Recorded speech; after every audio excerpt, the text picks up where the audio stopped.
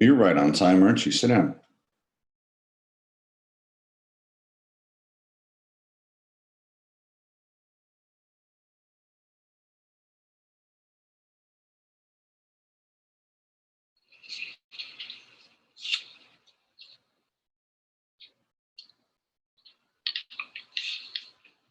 You're right on time, aren't you? Sit down.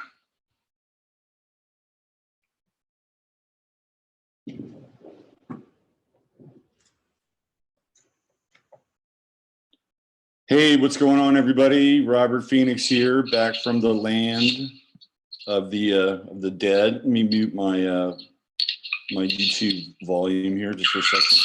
There we go. That way we don't get any feedback. Hey, BB, what's happening? Hello, Robin. Hello, Shauna. Hello, Ninth House Gypsy. Shari Ives. Good evening. Jasper says hello to everybody. He's right on time tonight. At least he is. I'm not. I'm a little off. That's okay. I've been prepping. We've got a good show in store tonight. Hi, Judy. How are you? JW. Hello, hello, hello. Ask Mahogany. All right. Welcome, welcome.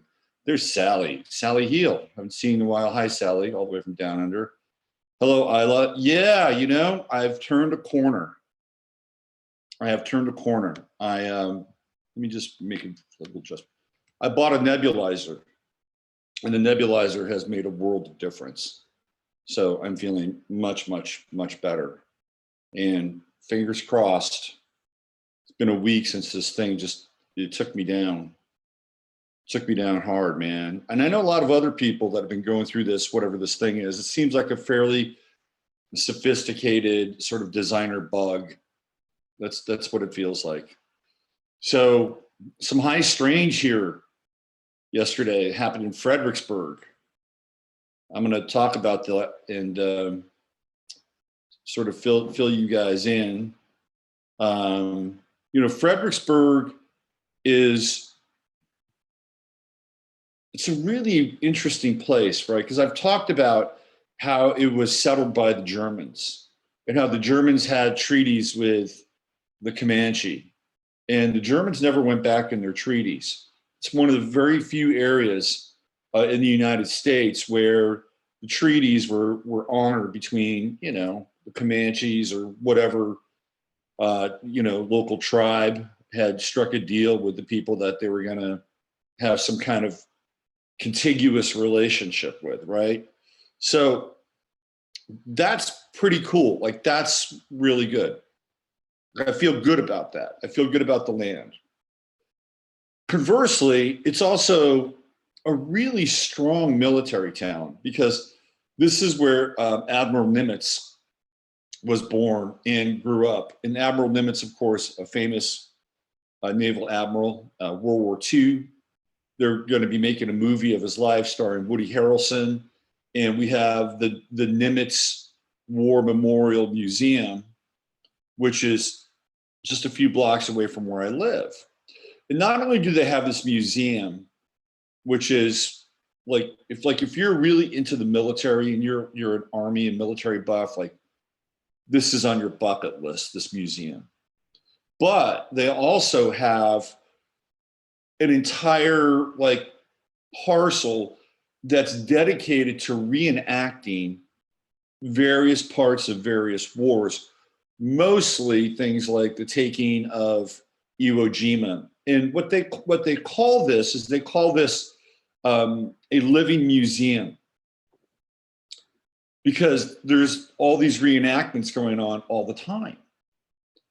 Well, last week obviously was a big week for the reenactment stuff, and because of Veterans Day.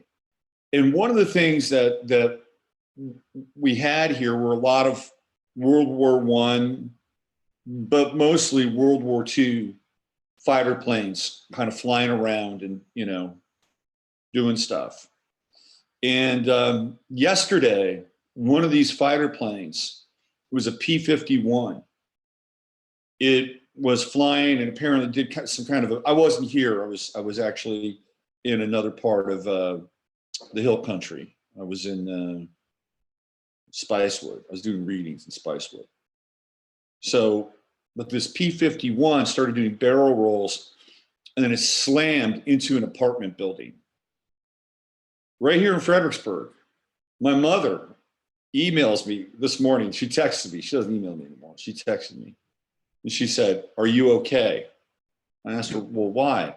"Well, a plane crashed into an apartment building in Fredericksburg." I'm like, "Oh, wow. I didn't even know that." So it's very ironic that this place would be known for the memorialization of war, commemorating the various battles and the fight for freedom and that whole story, right? That narrative.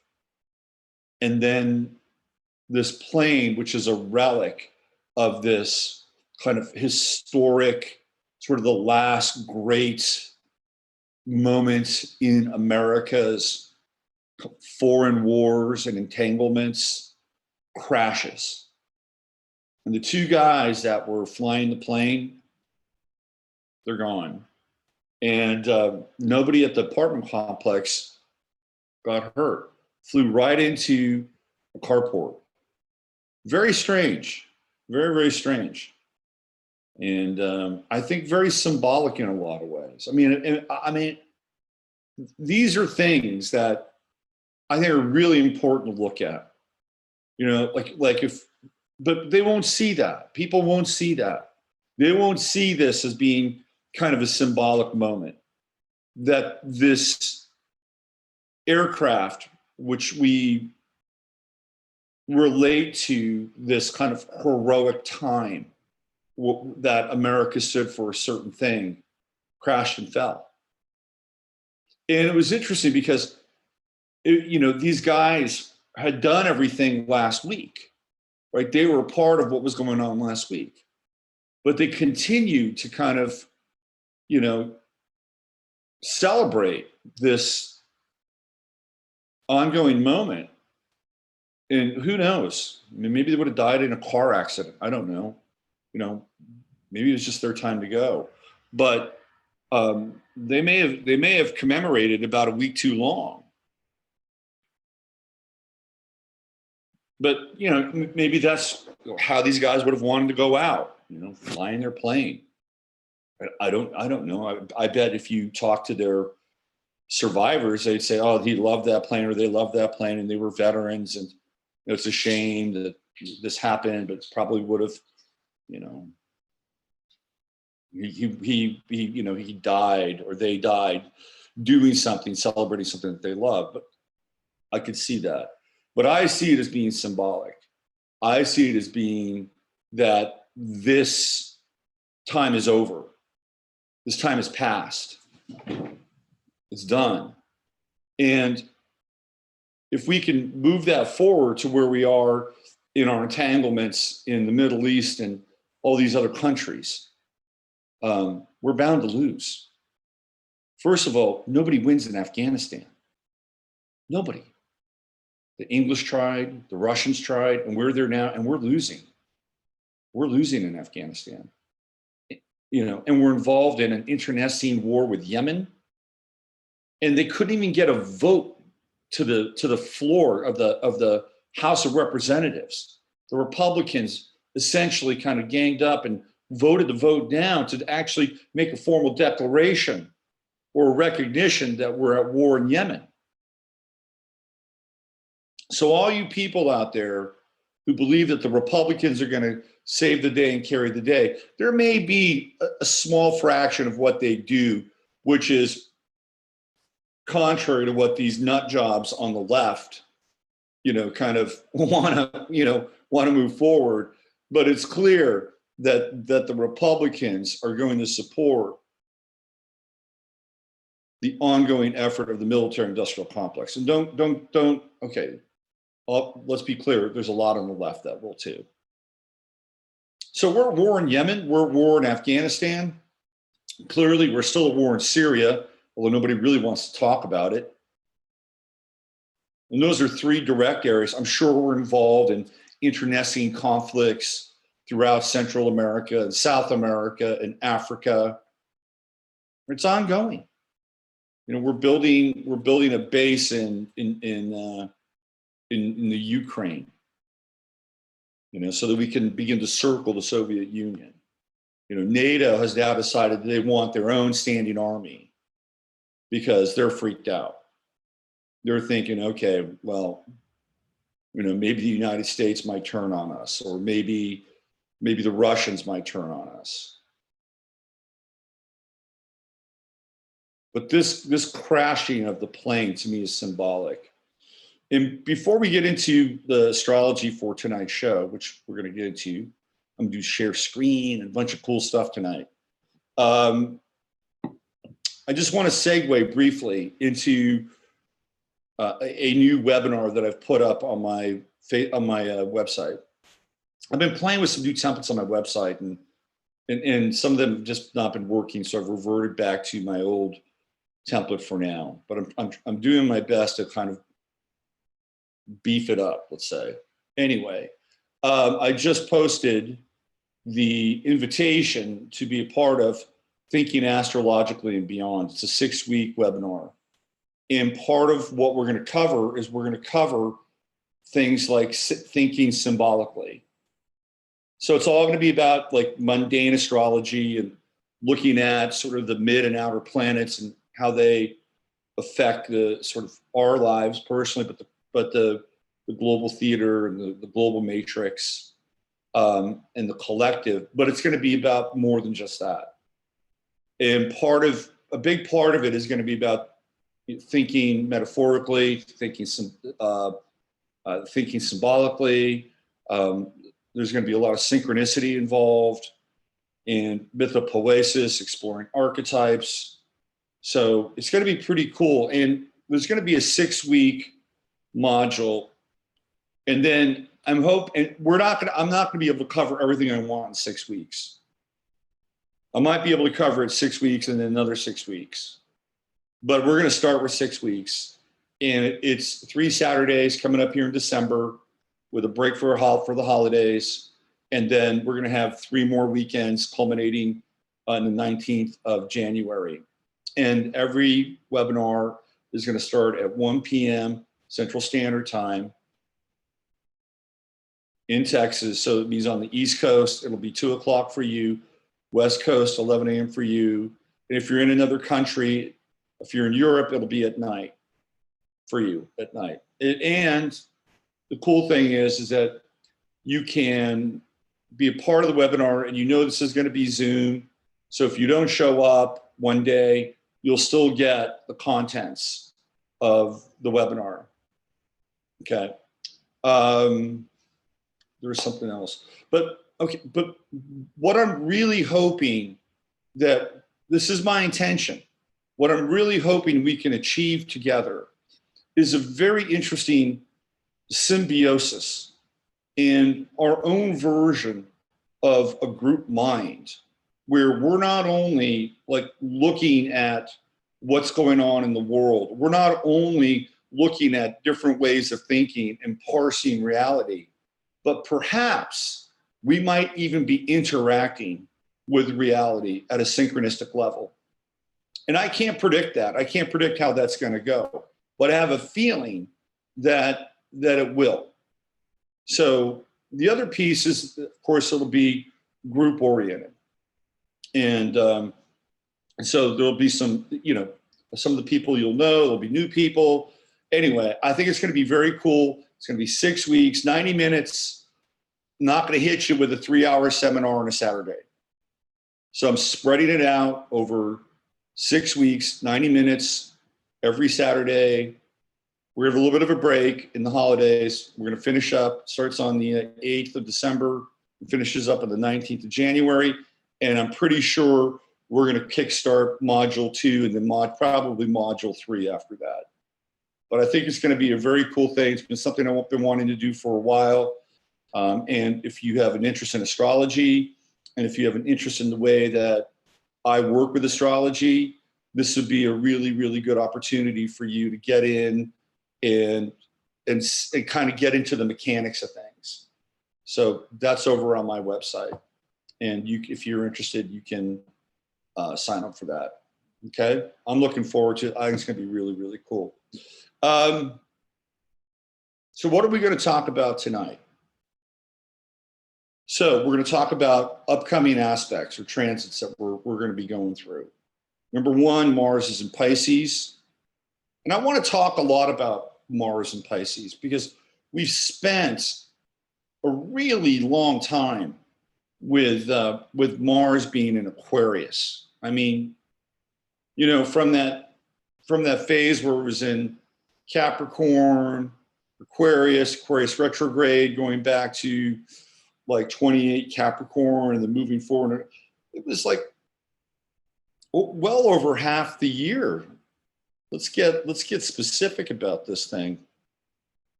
Let me get in here. Let me go to get into the ephemeris. By the way, we've got some cool charts tonight lined up that we can break down together and look at some very interesting things. I'm excited about tonight's show because there's some good content involved. All right, let's get into this. Let's just clock Mars for a moment. I'll give you some context here, okay? So Mars went into, okay, we started off with Mars in Capricorn and went into Capricorn, let's see, on the 18th of March, it went into Capricorn. So it's going to go through its kind of normal Mars cycle. You know, it's going to be basically moving at around 2 degrees per day. I'm sorry, a degree every 2 days. Okay, that's basically how Mars moves, a degree every 2 days. All right, so then it goes all the way out to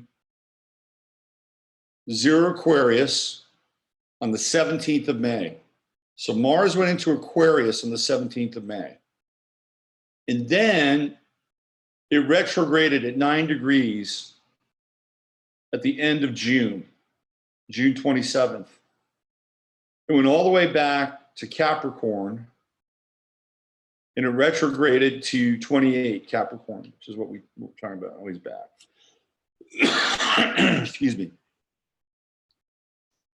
And then it went direct at 28 Capricorn on the 28th of August. Went back into Aquarius on the 12th of September. And was in Aquarius all the way up until Friday. It's a long time for Mars to be basically in 2 signs. And I think it's safe to say that what we saw with Mars in Aquarius was, I think it was pretty harsh in a lot of ways. You know, it was kind of an extension of Uranus and Aries. Very similar energies, you know, because Aries, of course, is ruled by Mars. Uranus, the ruler of Aquarius. So even though Uranus and Aries was sort of fading, we're getting into those final degrees, there was clearly enough Mars in Aquarius. It's like Uranus and Aries became the accelerant for Mars, and Uranus and Aries became the accelerant for Mars and Aquarius to take off. And there was a lot of radical shit that took place with Mars and Aquarius. I mean, the height of the hashtag Me Too was Mars and Aquarius. There was an aggressive movement to delist, deplatform, and silence people that were alternative truthers, or alternative rights, or whatever you want to label it. There was an aggressive effort to delist and deplatform a lot of these people. And clearly, it's still going on. But Mars in Aquarius was quite radical and very intense. Like, I believe, if I'm not mistaken, let's go back here. So we started off in February was when, let's see if I'm not, let me see, when was Parkland? Wasn't Parkland in February? So we had a lot of the post-Parkland stuff, March, April, May. Yeah, so kids are getting out right there in school, Mars and Aquarius.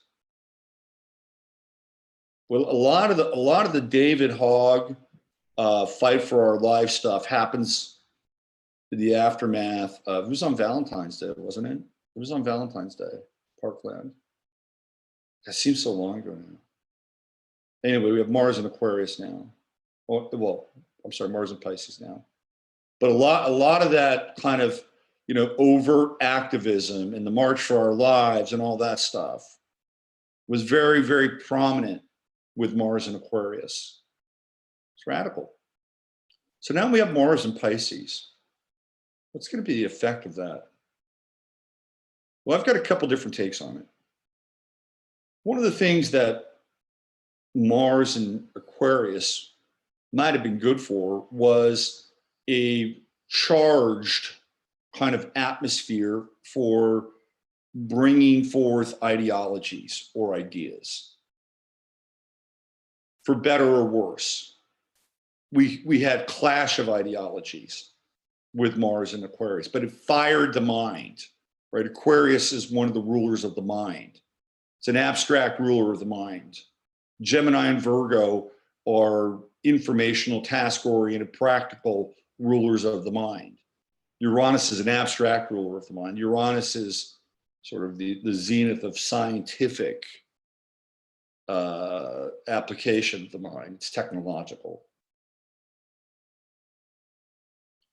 So it could be, as an energy, if you want to bring forth ideas in a vigorous fashion, like if you really wanted to, say, blog or YouTube or, you know, really take charge of your content during a Mars and Aquarius transit, I can give you an example who did that.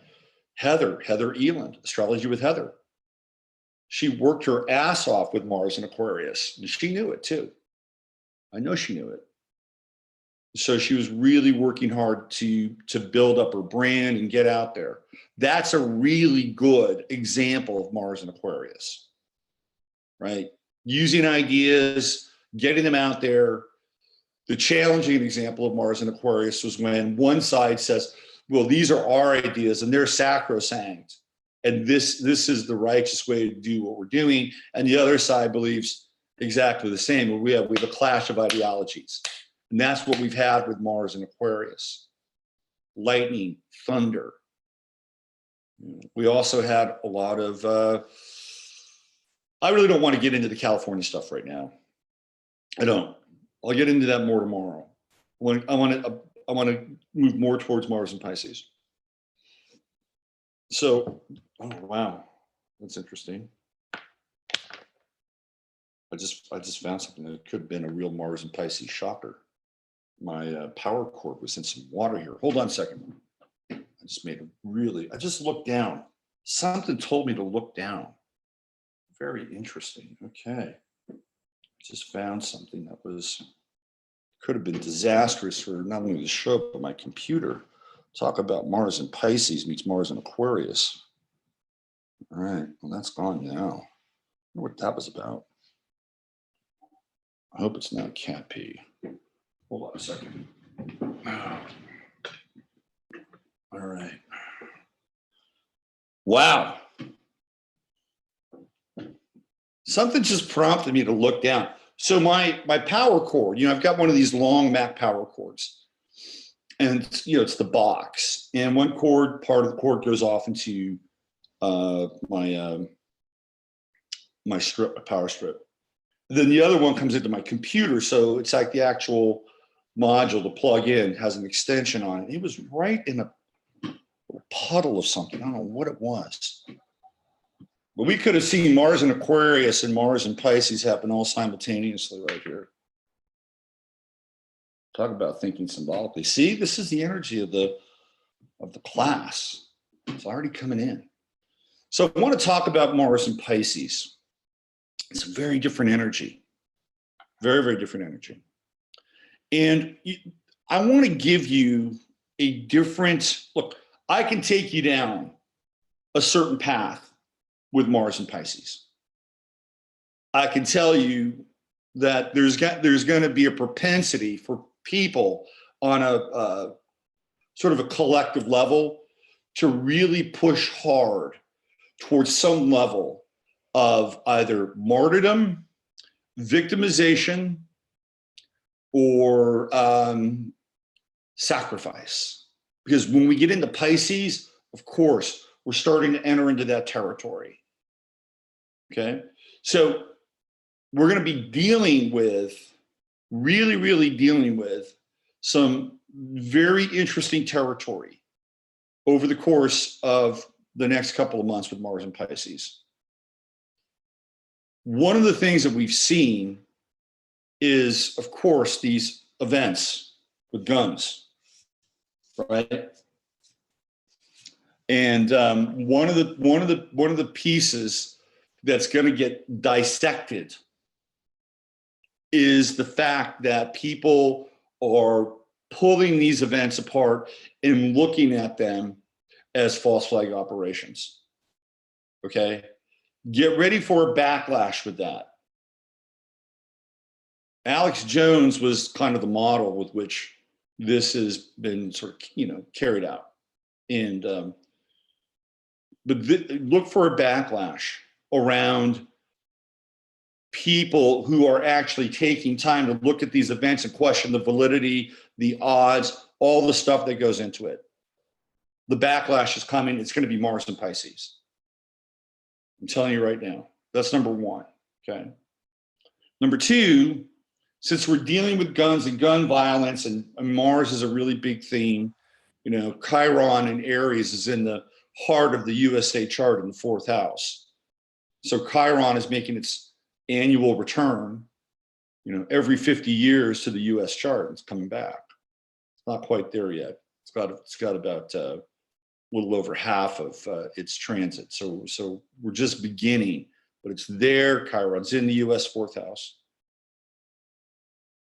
We're going to look at things like guns and mental health and mental illness, because again, when we get into Pisces, we start to talk about things like sanitariums, mental institutions, hospitals, jails, prisons. Like that's Piscean territory. And when we deal with guns or the aspect of Mars, which is gun oriented, you bring the two together, it's like, okay, here we go. You're going to be seeing either legislation or you're going to be seeing, more hardcore measures, and they're already talking about it, to deny people who have a past of quote unquote mental illness or might show propensity of, radical or fringe thinking, to actually be denied firearms, or may even have their firearms removed from that. And it may not be that big of a deal. Here, I'll give you an example. Theoretically, this guy, David Ian Long, he'd had a really kind of intense encounter with people in the police, and, he had his social media profile, and it was, out there for everybody to see. And they didn't pick him up off the streets. They didn't 5150 him.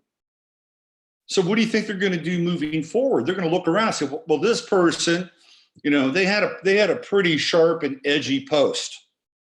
They said something critical about Hillary Clinton. In fact, it was very mean-spirited. This person has the potential for hate, and all of a sudden the profiling will come out.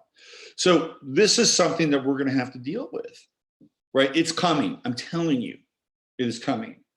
Okay, that is one encapsulation. That is one chunk of Mars and Pisces.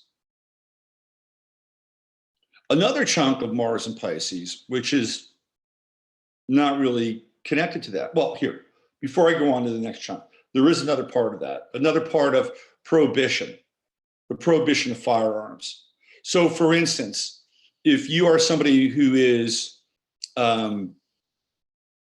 using medicinal marijuana, you will not be able to have a firearm. And in fact, you may have to turn your firearm in.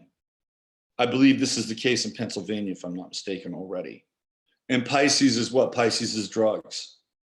And I'm sorry, as much as I believe cannabis can be healing for people that are in pain, or certain levels of dosage could be quite helpful for things like social anxiety disorder, whatever.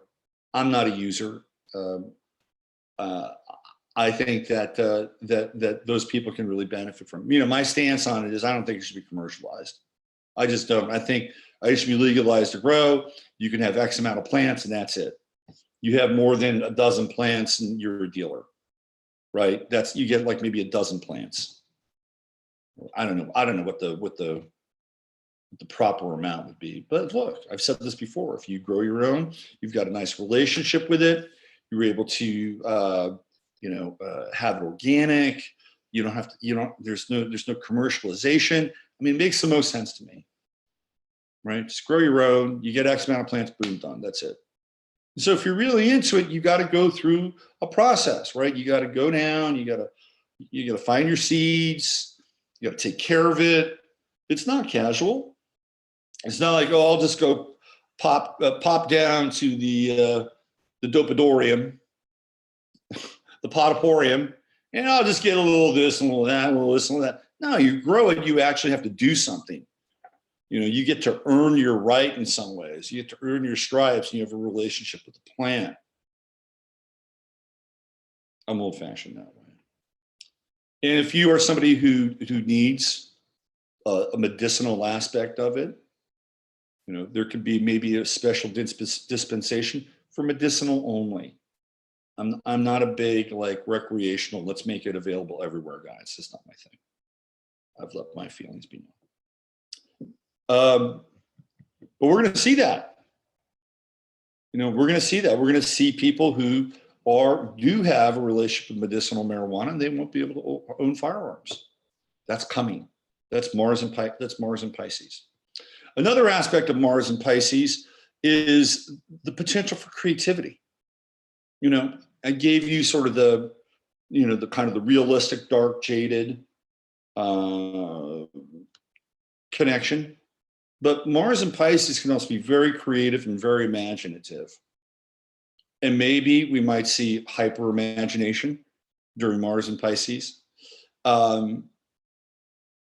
which may not be all that bad. I mean, hyper imagination can be kind of cool. I mean, it can be interesting, it can be magical, but it's certainly creative. And if you want to get into a creative stretch, okay, if you want to get into a creative stretch, Mars and Pisces can be your friend. Because the ruler of Pisces is the 12th house, if you're creative, I mean, you can have group-oriented creativity, sure, absolutely. But you generally tend to be on your own, by yourself, doing something. Not all the time. Group-oriented activity can be very, very creative. That's what we're looking for with the webinar. But it's an opportunity for people to tap into creativity. Pisces is also very spiritual. This is an opportunity for people to practice love in action, compassion in action. Mars and Pisces, right? So there's a darker application of Mars and Pisces, and there's a lighter application of Mars and Pisces. And I'll give you another one, which I think could be very important if you understand it and understand how to tap into this. Water, by its nature, can be very, very powerful, really profound. I mean, we've seen the power of fire, unholy, hellish fires. We've seen that, okay? But I've also seen the power of water. I've seen the destructive power of water. And I'll tell you, the destructive power of water is, I think water is probably the most powerful of all the elements. That's just, eventually a fire goes out, no matter how much damage it does. It goes out. Water will recede to its level. But I've just seen floods just move massive pieces of construction equipment and tractor trailer rigs like they're little toys, right? Speaking of water, I rewatched Deliverance the other night. Talk about an intense movie. Holy shit. That's something like Mars and Pisces stuff right there. That is a Mars and Pisces movie. Maybe a little Mars and Scorpio too. I don't know. but it's definitely a Mars and Pisces. I'll talk, maybe I'll talk about Deliverance a little bit later. One of Burt Reynolds' best films, by the way. But Mars, okay, so we're talking about water, right? And Pisces is just any water. Pisces is tidal. Will we see the power of water over the next couple of months? Will it be violent? Are we going to see, floods? Are we going to see, heavy duty rain, heavy duty snow, violent snow? Snow's water, right? I mean, that's another application of this. These are all kind of on the horizon for us for the next couple of months. But what I'm really looking at is water as momentum. Once water gains momentum, you can do anything with water once it gains momentum. Seriously. Once water gains momentum, look out, get out of the way. So when I see Mars in Pisces, this is an opportunity for wherever Mars is in your chart, hopefully to gain some momentum, right? Because Mars is action. And with Pisces, you don't want to overdo it. You don't want to open the floodgates, although maybe sometimes this is what happens. But gaining momentum in your life, right? Mars and Pisces can do that. So if you add creativity, if you add compassion, if you add love and action, Mars and Pisces can be really good at doing good works. Being really engaged in being empathic and compassionate and, almost, embodying the principles of Christ with Mars and Pisces. But it's not theoretical, it's active. It's like doing that thing that would be unconditional, or doing that thing which moves you past your own limitations of your own suffering or your own pain, right? It's going to be a very interesting time. We're going to have that Mars-Neptune conjunction. That's coming up. Heather and I talked about that. But I'm talking about momentum, trying to find some momentum in your life. Day by day with Mars and Pisces, a little more, a little more, a little more, a little more, a little more. You want to build momentum, right? But you want to build momentum around things that you feel spiritually involved with, creatively involved with. Mars and Pisces may not necessarily help you, win the lotto. It may not necessarily even help you with your job and a practical application. But when it comes to working with people in your job, or when it comes to working and trying to find a cycle where you can begin to build some momentum inside whatever it is you're doing, Mars and Pisces can be actually quite good. So I think this is something to wrap our heads around. And while everything else is going on out there, think about the idea of momentum. Pisces is water, and build that up as a force in your life so that every day, you're getting stronger and you're moving that water forward in your life, right? It's really good. Here in Fredericksburg, we're working on taking the fluoride out, and we're getting ready now to make one of our big pushes. And it's perfect because Mars and Pisces has just arrived on the scene, and so we can get active about the water. I'm really happy about that. Let me check in with you guys in the chat room. See what's going on in there. Let's see what we have here. We have, gotta love them banjos. Hey, Kathleen. Hello, Shauna. Ice in the Midwest, rain, sleet, and snow. How about Mars retrograde in Pisces? Oh, somebody must have Mars retrograde Pisces in your chart. Is that right? What if your job is spiritual? Well, you get to up the ante. You get to pump up the volume, pump up the volume, pump up the volume. Dance, dance. Let's do Bitcoin's chart sometime. I did that a while ago. I predicted the crash of Bitcoin. Just ask Sally. Hi, Joan. Hey, Joan, we got to do an interview, by the way. Yeah, it feels good to be up and around. Mars retrograde in Pisces. I think Mars retrograde in Pisces, you have to work at depersonalization and deal with hypersensitivity and learn how to take responsibility for your actions. That's Mars and Pisces. And you may have to forgive a lot of people over the course of your lifetime with Mars and Pisces. seriously, Neptune is sitting on my natal moon. Now Mars is coming. XRP Ripple, that's the new deal, right? Oh, Robin said she found my interview with Michael V. Hill. That was a good interview, huh? Hi, Nancy. Michael's a trip. I like Michael. He's very interesting. He's an interesting cat. Michael's a Pisces. Ripple's the next big thing. I could do a chart for Ripple. I did the Bitcoin chart, and I looked at it, and I said, it's going down in February. And it did. Robert, is this the same on individual? Have Mars, Moon, and Sun? Didn't say, consider, Robert didn't say earlier in the year. I did state it. Absolutely, I did. I said February. Yeah. And it happened. And what's his name? Miyazaki Miyagawa, he listened to me. He got out of Bitcoin. He saved his ass. Absolutely saved his ass. Okay, so Shanna says, Neptune is sitting on my natal moon. Now Mars is coming. Wow. Are you single? Shanna, are you single? If you're single, if you're not single, Mars and Moon and Neptune and Pisces could be very transcendent with intimacy. Like that could be really deep spiritual intimacy. Digibyte. I got out and into XRP.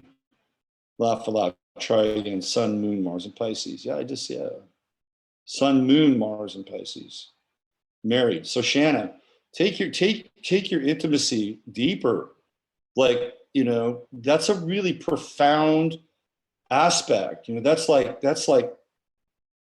you know, that's like soul sex. You know, that's like bonding at a really, really deep level. And just, you know, the layers can just, you know, disappear. Like, you know, I'm not a huge like group tantra person, because I've been in those environments and they're a little slimy, but in the right context, that could be a really profoundly tantric kind of aspect for you. Can't find a vegan man my age single. Maybe you can find a vegan woman your age single. No, I'm just messing with you. I'll look into XRP. And Digibud. I'll need the start dates for the companies. All right, I'm going to dive back into some stuff here. Okay, you guys ready? I just wanted to check in with you in the chat room. Any scoops on Capricorns? Yeah, it's really interesting. You know, I think you know, I'm looking at Capricorns, and some Capricorns are actually doing really, really well. And what about Sun, Mars, and Pisces? Let me do this Capricorn thing. Because Saturn obviously is in Capricorn and Pluto's in Capricorn. You know, I'm into sports. And there are some interesting pro quarterbacks that are Capricorns.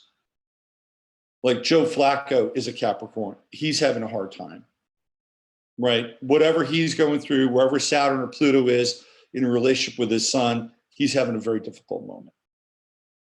Conversely, Lamar Jackson, who plays on the same team and is also a Capricorn, is having a great time because he's now the starting quarterback of the Baltimore Ravens. And Joe Flacco, the other Capricorn, is not.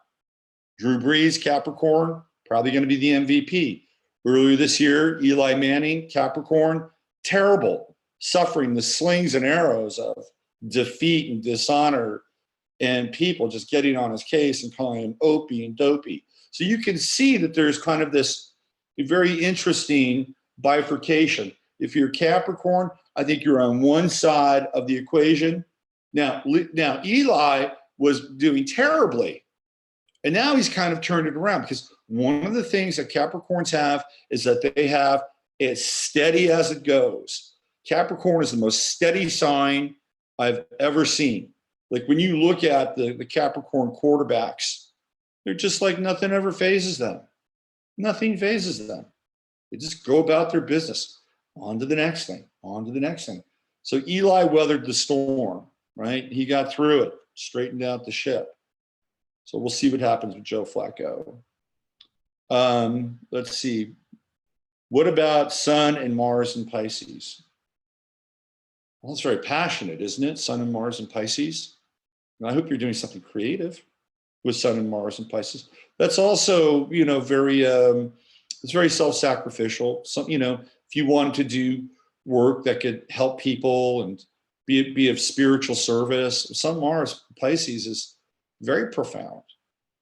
You know, I think with a Sun, Mars, Pisces, I think it's better for you to work in otherworldly interests, you know, or work in humanitarian interests. It's not always easy to work in the world with Sun, Mars, and Pisces unless you're in the oil industry or gas industry. My mother's Capricorn, and she's in bad shape. You know, the thing about Pisces, though, man, they can endure and they can turn it around. I've seen it. I've totally seen it. You know, like if you have Sun, Mars, and Virgo, it's like being in the world, right? And doing worldly things and accounting and bookkeeping and exercise and diet and, you know, maybe being a veterinarian or being a nutritionist or, you know, computational analyst or, you know, a bookkeeper or an accountant, right? That's a good application of Sun, Mars, and Virgo. You're getting your money's worth, right? With Sun, Mars, and Pisces, I would say stay away from that stuff. You're going to have to find a way to be in this world and not of it. Okay? Does that make sense? Shannon, man, get with your husband. Get with your husband and deepen. All right, let's get into a little Mercury retrograde. Let's do a little Mercury retrograde. Okay. So Mercury, let's find our friend here. Our little friend Mercury retrograde. We love our little friend Mercury retrograde, don't we? Let's see. Here it is. It is retrograde. It went retrograde yesterday. Wow, that plane crash happened during a Mercury retrograde. Isn't that interesting? Very interesting. Remember Artie Johnson from Laughing? He played that German, you know, that comedy Nazi. Very interesting. Couldn't get away with that now. You could not do that in our current climate. You couldn't have a funny Nazi. Wouldn't that be like a Mars and Pisces thing, a funny Nazi? Like, I wonder if you could even do The Producers now. That movie by Mel Brooks. When I saw that movie the first time, I thought it was one of the funniest things I've ever seen. Springtime for Hitler in Germany. Only a Jewish director can get away with something like that, right? Mel Brooks, gotta love him. So let's talk about Mercury retrograde. Starting off at 13, Sagittarius. So one of the things we have to be careful of with Mercury retrograde in Sagittarius is overstating something and then having to retract our overstatement. I think that's a tricky piece. Overstating something and going back and having to retract it, because Mercury in Sagittarius can be very comprehensive and can have a lot of like truth connected to it. But it's an expression of Mercury that can be ideological, it can be very forceful, sometimes it can be philosophical, sometimes it's religious.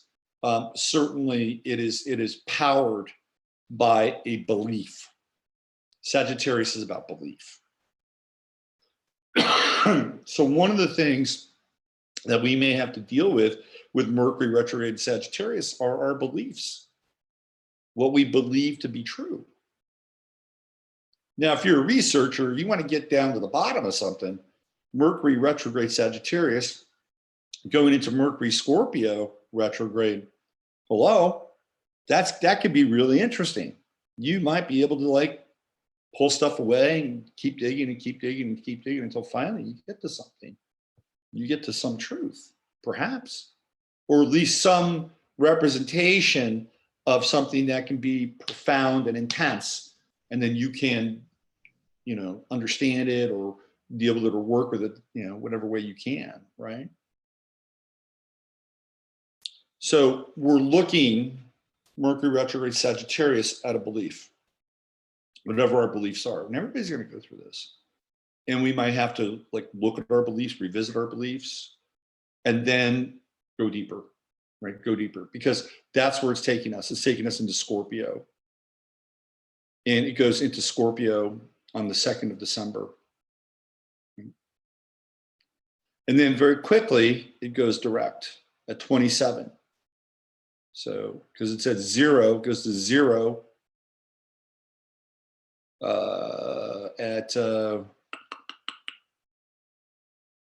let's see, it goes to 29 on the 2nd of December. It goes direct to 27 on the 7th. So it's in those final degrees of Scorpio, 29, 28, 27, back to 28, 29. So we're going to be in that phase between the 2nd and the 12th, those final degrees of Scorpio. It's going to be interesting. It's going to be very interesting. If you're willing to reframe, realign, revise, revisit, revision what you're doing, that can be a very profound time. I'm glad I'm starting the course on the 8th, because that's when it's direct. Mercury goes direct on the 7th. So the first of the webinars will be on the 8th. Okay, that's going to be a 27 Scorpio. So it's going to sit right on my ascendant. But it's going to be mostly in Sag. And one of the things that Sag is really good about, if you ever meet anybody that's got strong Sag in their chart, boy, they're into the truth. And they can be into the big truth and they can be into the little truth. Like the big truth is like the thing that's out there. And the little truth is like what's in you, even though that could be really big too. Right? But it's like, oh, the big truth. We want the big truth. We want to find out what's real, what's true. Who's behind this? Who's doing this? Let's pull back the curtain. Give it to us. And then there's this inside. And it's like, okay, well, how truthful are we with ourselves? Last week was really hard for me. I'm a Virgo, and I set up appointments with people, and it's like I want to do them. And there were days last week, Tuesday, Wednesday, even Thursday, I just couldn't get up. I was flat on my back, and I literally had to tell people, "I'm sorry, I've got to be." I managed to squeeze out a few towards the end of the week, but the truth was that I was not fully functional. I'm like, well, I can push through this. I'm like, no, because these people are going to get like 70% of what you can give. And they didn't pay for 70% of you, they paid for 100%. So just reschedule. It's okay. So I had to allow myself time off and just try to heal. That was a truth that I had to bring up, and there were other truths. It's like I'm 58 years old. I live alone, and here I am. I'm like, flat on my ass.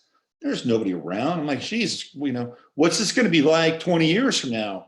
If the conditions of my life are the same. I mean, that was a truth I was having to deal with and having to look at. It's like, man, I'm not sure I really like this, right? Like, I don't, it's like, I'm not really digging this too much. Look, I like my privacy. I like my solitude. I certainly like my freedom in my own way, right?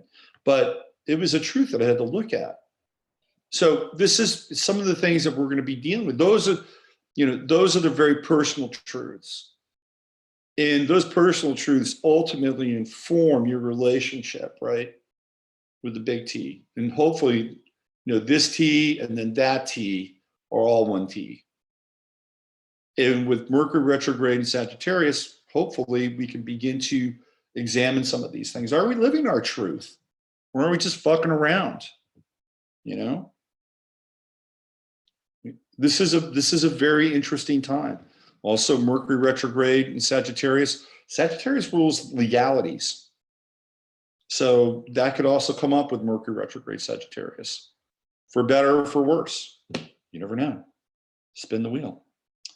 And then it goes direct again, as I mentioned, on Friday the 7th, Saturday the 8th, the webinar, 27, Sagittarius, and then we're off again, Mercury and Sag, on Tuesday the 13th, moving forward with perhaps a new set of truths for our lives, right?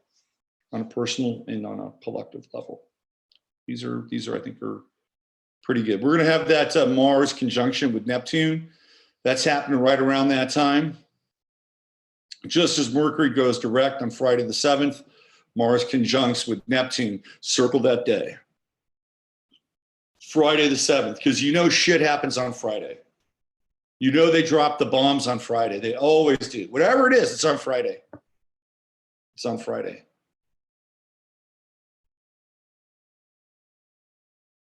By the way, I really feel like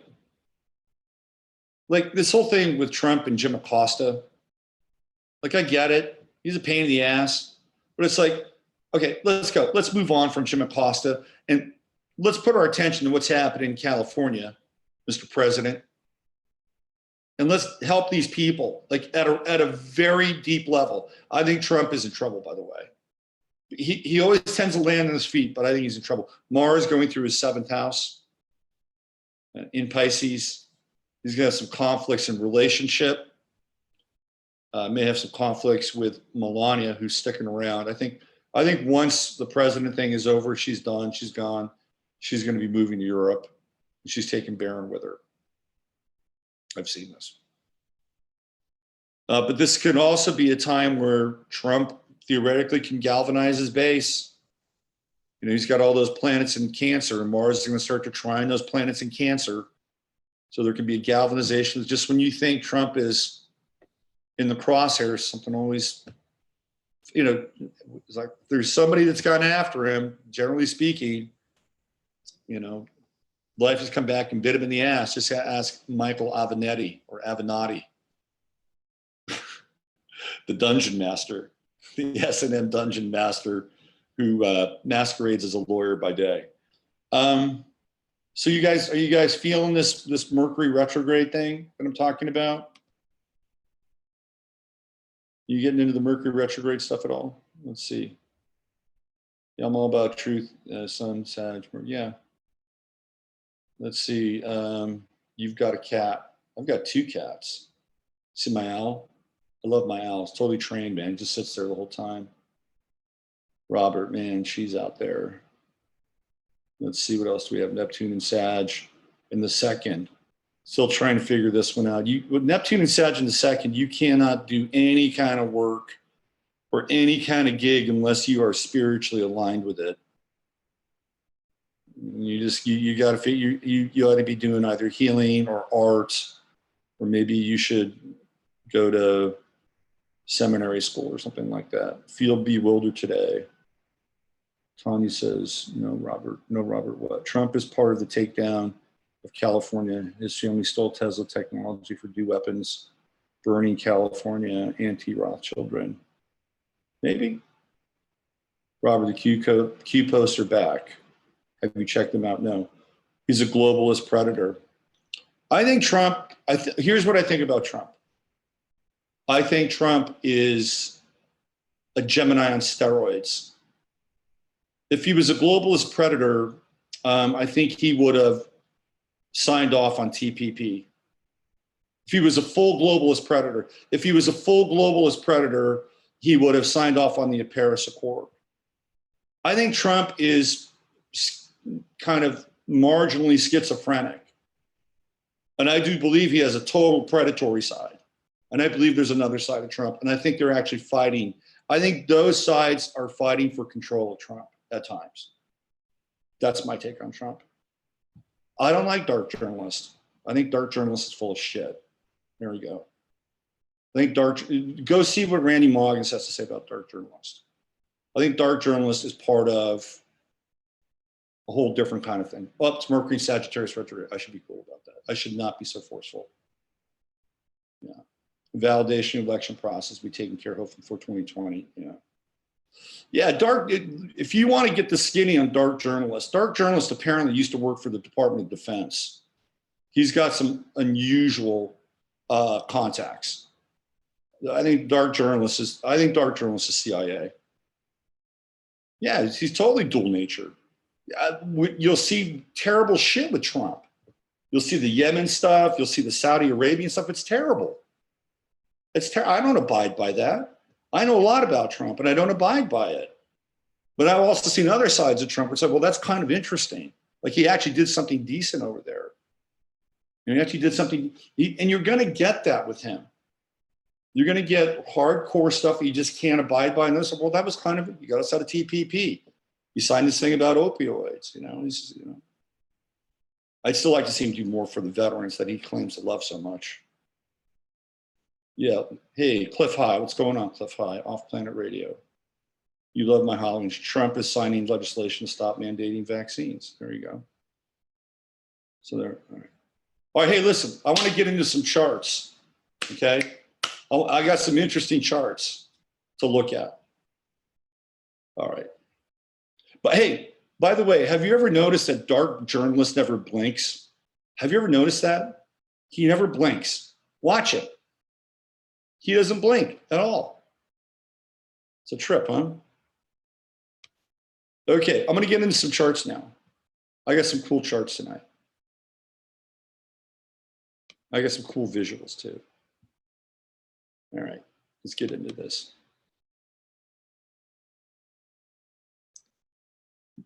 Do a little screen share, shall we? Whoops. There we go. Well, look at this. This is Ted Turner's chart. Ted Turner's birthday is tomorrow, the 19th. Ted Turner, one of the richest, most powerful men in the world, and made his rise to fame was the 80s when he started the first, well, he had, what was it, Turner, TNN, TSN, it was CNN and then TBS. He started off with TBS, based out of Atlanta, and it was really one of the first national cable channels. And he broadcasted the Atlanta Braves because he owned the Atlanta Braves. He broadcast all their games, and they were terrible at that time. They eventually got much better and wound up going to the World Series. And that's when he was married to Jane Fonda. And you would see them at the Braves game going like this. Anyway, Ted Turner, multimedia magnate. Who is he? What's his chart about? Some people say that he is the founder and the benefactor of the Georgia Guidestones, right? So that's the word in the street. Could be. R. Christian is the person who created the Georgia Guidestones. Perhaps it is Ted Turner. In any case, let's look at his chart. Ted Turner is a Scorpio. And for all we know about Ted Turner from all of his network holdings and interviews back in the 80s and the 90s, his reputation as being a playboy, we really don't know a lot about Ted Turner. He is a Sag rising. We have Mercury there, right there in Sagittarius in the first house. I think could be an interesting time for Mercury retrograde for Mr. Turner. But look, we have Sun, he's Scorpio, 26 degrees Scorpio, and he's got Venus conjunct Sun in Scorpio. So like when he's into somebody, he's very into somebody, but you don't know what's going on with Mr. Turner, right? We don't see the full Ted Turner because his Sun is in the 12th house. And this is a guy who, for all of his sort of, his publicity and his public face, is much, much happier at home here in the shadows and in the hidden contours of his chart. Ted Turner is very into power. He's got Pluto in Leo in the 8th house. And that's other people's money. And people have Pluto in the 8th house by and large. can tend to have a lot of money. They can go through some intense loss with money as well, but there's propensity for, a significant amount of resources with Pluto in the 8th house. And he's got a Pluto trine to the sun and a Pluto trine to Venus. So he's into powerful relationships. To me, this is secret society territory right here. Sun, Venus conjunction, relationships with people that are hidden and tucked away, right? But very powerful people. I'm surprised Ted Turner never made a run for president. Maybe it's because of his bloodline, or maybe it's because of his chart, because a Sun, Venus person would not be a really good president in a lot of ways. Look at Trump, Sun, Uranus conjunction, 10th house out there in the world. So Turner's into power. He's into powerful relationships. One might say that he actually is a powerful person, right? He has a moon square to Pluto. Ooh, moon. I wouldn't want to be on Ted Turner's bad side. He's got that moon in Libra, and he's trying to be fair. He's trying to work things out. But that Pluto square, man, you cross Ted Turner with a moon Pluto square, you got trouble. And I wonder what happened with Jane Fonda and Ted Turner. Because did you notice that Jane Fonda became a born-again Christian when she was with Ted Turner? And I don't think it's because Ted Turner's a born-again Christian. I think Jane Fonda saw things. I think Jane Fonda got a ringside seat at certain aspects of Mr. Turner's life and what goes on behind the curtain in the 12th house. And all of a sudden she decided to change her ways. And that was a very far cry from the Jane Fonda of the 1960s. Was it just for cover? I don't know. I think Jane Fonda was moved to become a born-again Christian and then get out of that marriage, which is what she did, right? What is Ted Turner known for? Ted Turner is known for creating a cable news network. Hello, 11th house. There's his true node in Scorpio. Money, power, influence, resource, right there. True node, 11th house. Cable news network. He revolutionized cable television, specifically news. Correct? Where else do we see this in the chart? Look at the 2nd house. It's got Jupiter in Aquarius, expanding through technology, expanding through things like cable television. 2nd house, money. It's right there on the cusp of the 3rd, which means it's also about generating ideas and information. I think TV, I think news, journalism, that's 3rd house stuff. It's like what's happening, it's in the day, it's in the moment, and then boom, it's gone, right? The 9th house is bigger, more epochal kinds of levels of information. But that 3rd house is all about, so he's got Jupiter right there, cusp of the 2nd and the 3rd. Resources, money, right? Aquarius, squaring the sun and squaring Venus. So this is interesting because I just talked about Trump sort of being kind of at odds with himself, like the good Trump and the bad Trump, and I think it kind of works out that way with Gemini and with steroids. And here we have Uranus squaring the sun. So Jupiter squaring sun. So Jupiter Aquarius would be like, hey, let's have a great world. Let's all rise together. Let's live in a utopianistic place. Maybe that's like kind of the Georgia Guidestones sort of message, perhaps. But it's squaring off against the sun, and sun in Scorpio is dark and it's intense and it's powerful, and it's squaring off against Jupiter and Aquarius, which wants to do something bigger, something for society, slightly utopianistic. So there could be a bit of a conflict there. Jupiter is squaring Uranus as well. That's interesting.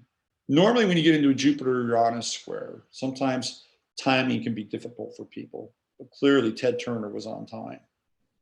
Maybe this is where this Georgia Guidestone stuff comes out. This is Jupiter-Uranus square, which is like the anti sort of vision of, how we can all, sort of be together with great technology and, living in harmony and dealing with or not dealing with things like pesticides and GMOs. And, is my vision of of the world, right? Get the vaccines out, get the 5G out. But maybe this is what we know.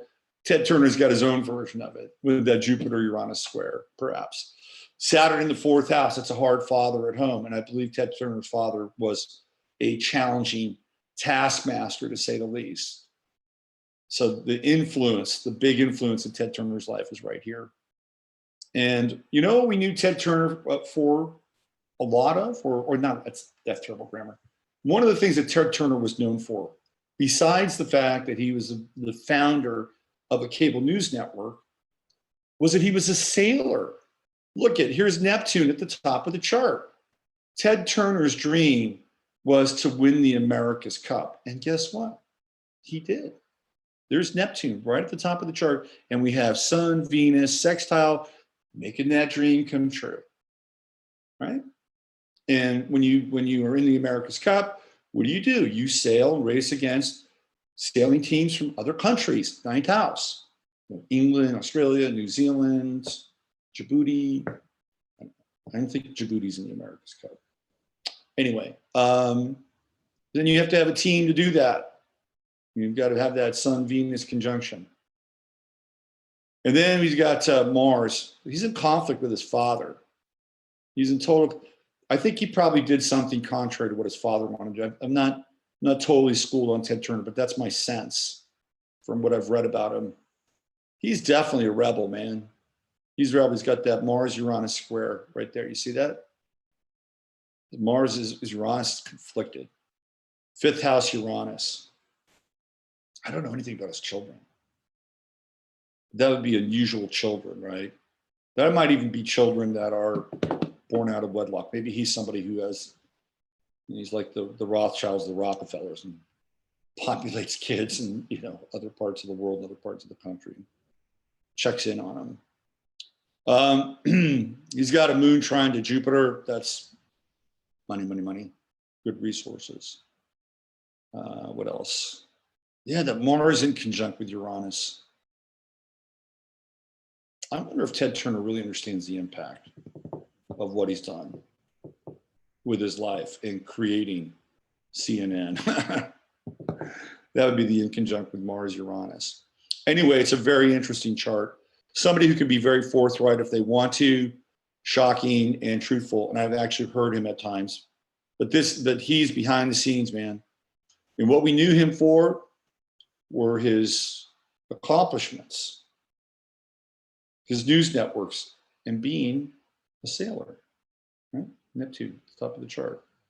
Obviously, there's more here, but this is a indication of a very, very powerful person. I think Jane Fonda got wind of this Moon-Pluto square. I think she got involved with that Moon-Pluto square, and she went down a dark rabbit hole, and she found God, and then she found a lawyer.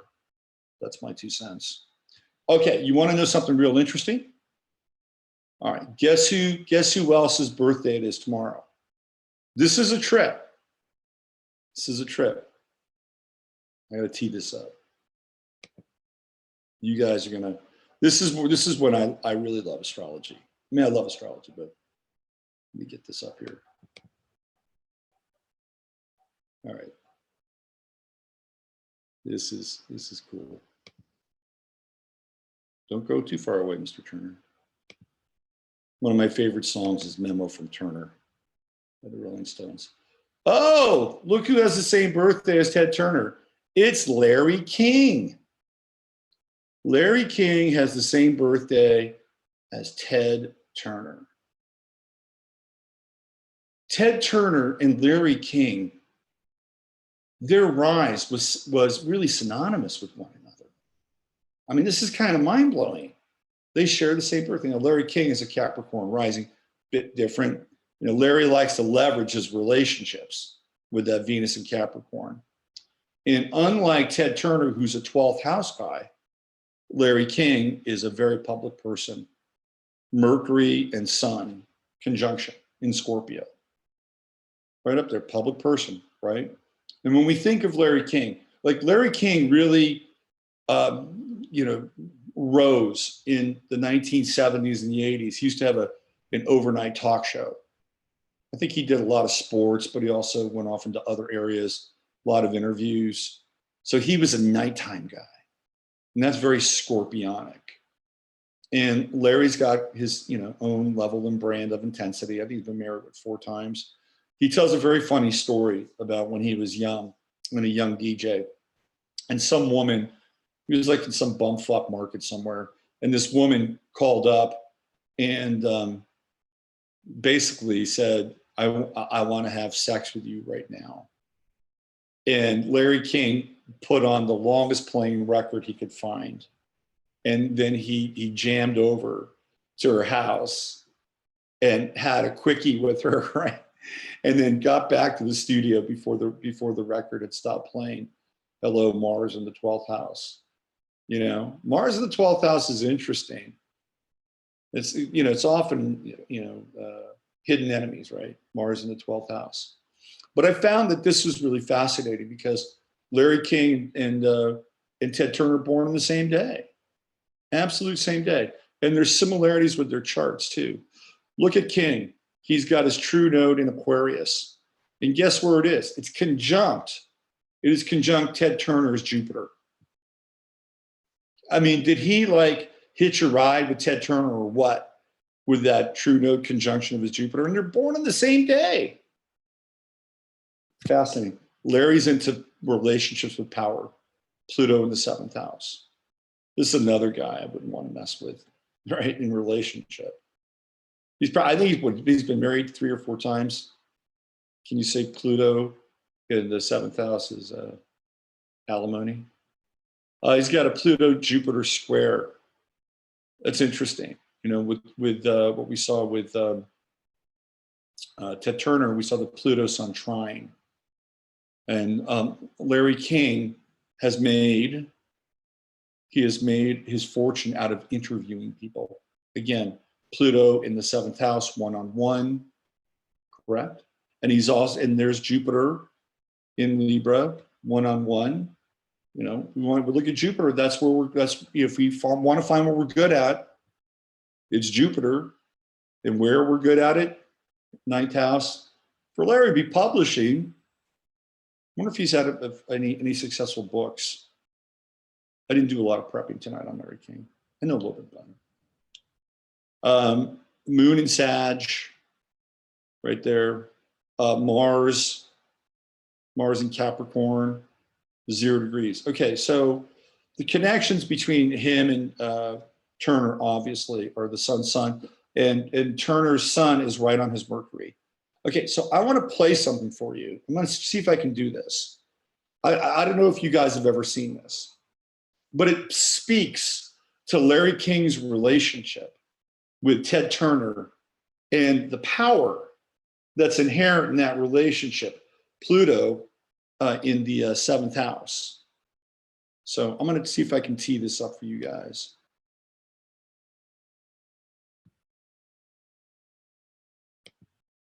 And I apologize if the volume is not going to be great on this. I'm going to set the stage for you. This is, it's very hard to find this now. This is Larry King talking off camera to Bill Clinton as Bill Clinton is running for president. Okay, so let me get this together for you guys. Okay. Do this. Okay, so there they are. And I'm gonna try and turn the volume up as much as possible. He's about to talk to Bill Clinton about Ted Turner. Here we go.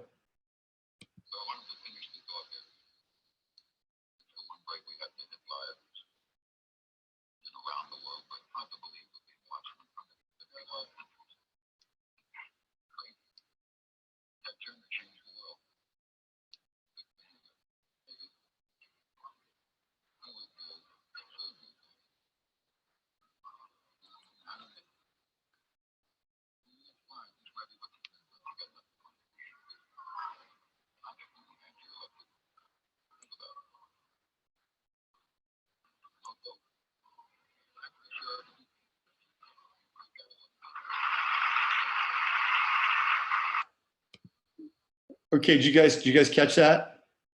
Isn't that a trip? Ted Turner, he's a big fan of yours. He'd like to work with you. He could serve you, right? There's Larry King working in tandem with Ted Turner, courting Bill Clinton off screen. Looking at the Kennedys. Oh, hold on a second. I got to deal with this. Hold on. First, Edward Kennedy was the best politician of the three. He is the best politician. He's gregarious. He loves it. That was Nixon. Nixon's interesting. Anyway, I thought I'd share that with you. And there are tons of connections, like astrologically with Ted Turner and Larry King. And there they are, born on different years, same day. And I don't think Ted Turner would be as successful in a lot of ways without Larry King. I don't. I think Ted Turner would have been successful, but maybe not as successful. And I certainly don't think Larry King would have been as successful without Ted Turner. It's an interesting synergy. I just wanted to bring those charts together and that little piece, that clip, which is very hard to find, by the way, on YouTube. It's very poor quality. And Bill Clinton seems like a bumpkin, doesn't he? All right, let me check back in with you guys. Let's see. He sold CNN. Maybe he did still. Unfortunately. Larry King married his 7th wife in 1997. There you go. Yeah, they were talking off air. Pluto is coming to oppose his Pluto. If you make it through the Pluto opposition, you'll live to be past 100. Yeah. Here we go. I got one more chart for you tonight. It's an interesting chart. Here we go.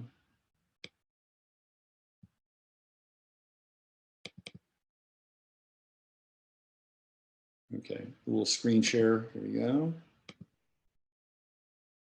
Where is it? There it is. It's Jodie Foster's chart. Jodie Foster is born the same day as Larry King and Ted Turner. November 19th, 1962. Los Angeles, California. Another very private person. See that? Sun in the 12th house. Very private. Sag rising. She can be outspoken if she wants to be. Pluto, Moon, Uranus, all conjunct 9th house. I think it's pretty clear that we know that Ms. Foster prefers the company of women and has for a very long time. A lot of times you'll see people that have Moon Uranus conjunctions. They can be attracted to women if they're a woman. I've seen this. Doesn't mean they will be with a woman, but I've seen it, and I've seen women who are actually with women with a Moon Uranus conjunction in their chart. Right? It's a different radical relationship with, your femininity. It's also the radical mother. It's the mother that wants to be a friend too sometimes, for better or worse. I have a client, by the way, who has Moon Uranus conjunction, and her daughter has Moon Uranus conjunction. And that's a trip. And they're very much alike in their way. So Jodie Foster's intense. Does she live in this country? I thought she lived out of the country. With Moon, Pluto, Uranus, generally speaking, person would have another residence outside the country. She's got that Mercury. She's very intense. She's got a stellium in Scorpio. Super intense. Very secretive. We don't know a lot about Jodie Foster, really. We see her movies every now and then. What was that movie she did, The Panic Room? That is a Sun in the 12th house kind of movie, isn't it? The Panic Room. That's a total 12th house movie. She has Saturn down in her 2nd house. It's a tough challenge. And it's conflicted in her chart. Saturn, Neptune square, difficult relationship with the father. Either the father was weak or she felt betrayed by the father on some level. here's where I wanted to find this. This is something that really stood out for me, because we got to know Jodie Foster as a child star. You know, I think she was. What was that? What was that movie she was in? Well, I know for a fact the movie that I'm thinking about is Taxi Driver. Like, Jodie Foster really exploded onto the scene with Taxi Driver. And film is a 12th house medium. It's a Piscean medium. You know, so she's dealing with something very sordid in Taxi Driver. She's dealing with the fact that she's a child prostitute. Right? It's very scorpionic material. But check this out. She's got her true node in the 8th house in Leo, which is like youth, right? Leo's youth and being a child and creativity. And she makes her mark as a child prostitute in Taxi Driver. True node, 8th house Scorpio, sex, underbelly, underworld, Mars over there as well. And what's interesting about that movie is that she winds up actually getting recycled and coming back to her parents and having a very scorpionic kind of transformation. Winds up being moved out of that tawdry, you know, sort of life of being a child prostitute with Harvey Keitel as her pimp. But that was fascinating that she made her mark, really came onto the scene with that true node and Mars in Leo in the 8th house. I'll show you a picture of her from the film. You haven't seen her in the, so this is a,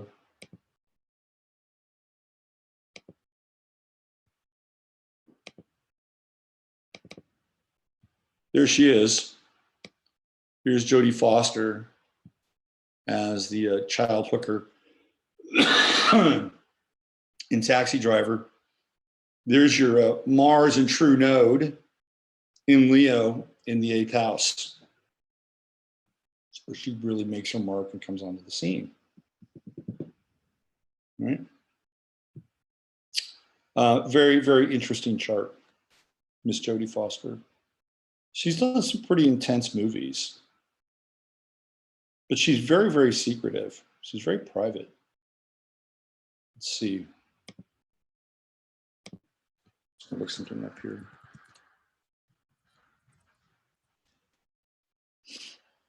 I want to see if she's lived in another country.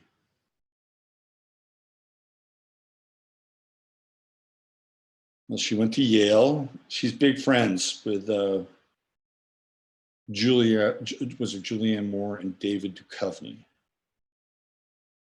There's a trio. Okay, let's see. She's from a wealthy Chicago family, her father. All right, hold on. Her career began as a Coppertone girl in 1965. Mayberry RFD. She was on a TV version of Paper Moon. Let's see what else. Disney. It's Taxi Driver that really puts her on the map. Totally puts her on the map. We have the Hotel Hampshire, The Blood of Others, Siesta, Silence of the Lambs. Silence of the Lambs. That's kind of a 12th house picture, right? Dealing with Hannibal Lecter, going into prison, having to deal with him in that intense hyper security cell. It's a very 12th house kind of movie, to be honest with you. And then what else do we have here? She's, let's see. What else?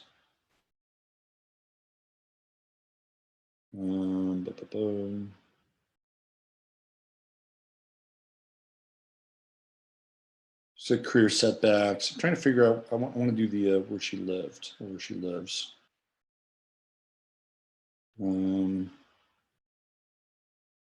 She's an atheist. She likes to teach children about different religions, ninth house. We ritualize all of them. We do Christmas, we do Shabbat, Kwanzaa. She supports gun control. She was stalked by John Hinckley. Remember that? Interesting. I can't see if she's lived in another country, though. I think she has. I think she at least probably has a residence outside of the country, right? And what was the movie that she was really? Let's see. There's Little Man Tight, Silence of the Lambs.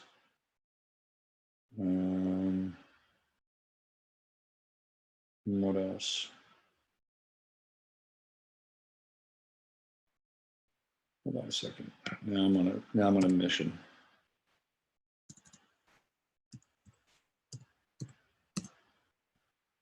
I'm on a mission now. Hold on one second.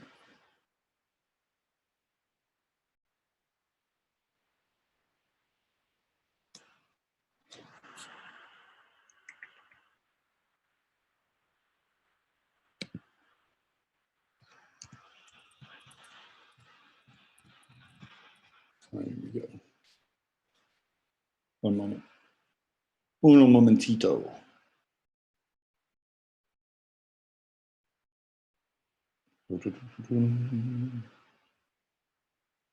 Okay.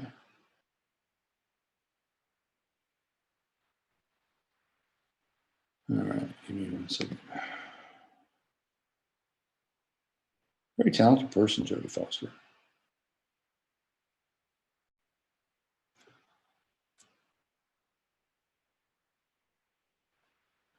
There she is. Her father was an Air Force lieutenant colonel. Interesting.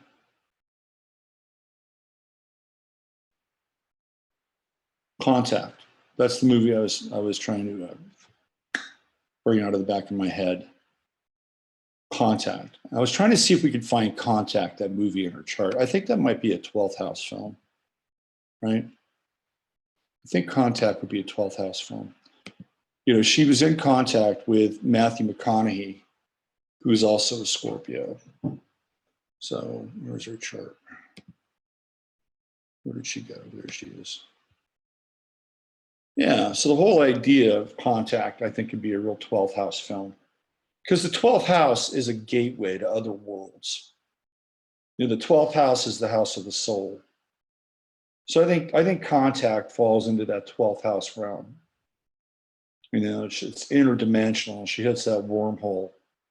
She winds up in that other place, which is kind of a production of her imagination, right? In a lot of ways. It's a byproduct of her consciousness. It's a very 12th house movie, Contact. It's interesting. But to me, the kicker here, was this Mars and this true node in the 8th house, and the relationship between that and her explosion onto the cinema was being a child prostitute and taxi driver. Okay, let me check in with you guys in the chat room, see what's going on in there. Let's see. Taxi Driver. Yeah, it's a movie with De Niro. Taxi Driver is intense, man. The Accused. Yeah, John Hinckley was obsessed with her. Yep, that's right. Silence of the Lambs. Kelly McGillis played her attorney. Yeah, Kelly was really, and then weren't she and Kelly McGillis involved with each other too? Hinckley was a friend of the Bushes. He was MK Ultra. That's right. So there are people, Panic Room. Yeah, there are people that think that Reagan actually died when he was shot, by the way, and was replaced. But there was still 18 hours of static, so she went somewhere. She had hair extensions and Contact. I'm a hairdresser. Well, that's funny. In real life, she has wimpy hair. She also has one of the plotters to overthrow the Elysium habitat. All good stuff. Good point, June. I always thought something was off about her. Could never put my finger on it.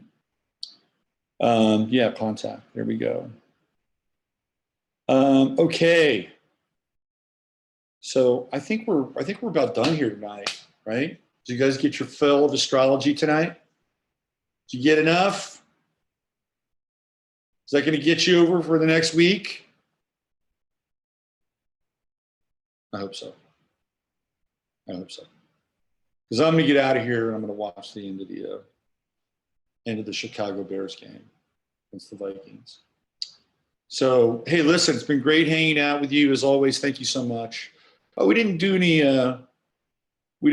unconditional love. Let's see, who do we want to give some unconditional love to tonight? Who gets the unconditional love? Who's still sticking around here? How about a little unconditional love for black market medicine? Let's give it up. Black market medicine, unconditional love, black market medicine. There you go. Waves, waves, waves. Unconditional love. So let's just bring it out, bring it in. Before we say goodnight, we got to do the unconditional love 11th house moment. So unconditional love to you, black market medicine. And unconditional love to everybody tonight in the chat room. And as much as we can out there in the world, that's not always easy. Man, it is so difficult when we have challenges with people, long-standing grudges or resentments, really deep karmic shit, to begin to apply that. That's really the kind of the biggest test, isn't it? Yeah, at least I think so. Okay, use your head to discern what's real, your heart to say what's possible. Thank you, thank you, thank you, thank you very much. I'll be back tomorrow with 15 minutes of flame. And if you're interested, go to my website and sign up for the Thinking Astrologically and Beyond webinar, 6 parts, and then more. Obviously, it's very ambitious. Jupiter's in Sagittarius, what can I say? But I think it's going to be fun. I think we'll enjoy it. And so, it's affordable. It's affordable. At the very least, we'll have some community, and hopefully we'll have some very interesting synchronistic kinds of moments that we can all share together. Okay, so I wish you all a wonderful week, and I'll be back tomorrow morning and then next week for the show. Okay, that's it. I'm Robert Phoenix, and good night from the 11th house.